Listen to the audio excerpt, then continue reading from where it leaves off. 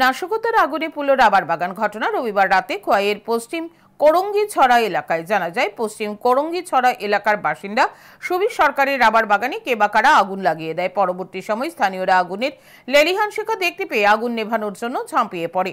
খবর দেওয়া হয় দমকল বাহিনীর কর্মীদের। রাত্রি 10টা নাগাদ খোয়াই দমকল বাহিনীর কর্মীরা ঘটনাস্থলে ছুটে গিয়ে শেষ পর্যন্ত আগুন নিয়ন্ত্রণে আনে। রাবার বাগানের মালিক সুবীর সরকার জানান, অগ্নিকাণ্ডে ওনার অনেক ক্ষতি হয়েছে। আনুমানিক ওনার 3 শতাধিক রাবার গাছের ক্ষতি হয়েছে।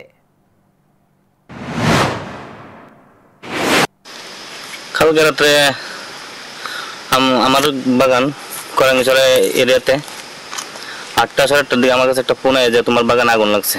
তো সঙ্গে সঙ্গে আমি আইছি, আয়া দেখি কি এই যে প্রায় অর্ধেকটার বেশি জ্বলে গেছে গা। জ্বলে পরে আগুন নিবানো হয়েছে সবাই মিললা। আমি আরো অনেক মানুষ ডাক দিচ্ছি, সবাই আইসে, আমিও নিবাইছি। তবে ফায়ার সার্ভিসে ফোন করছি, ফায়ার সার্ভিস আইসে।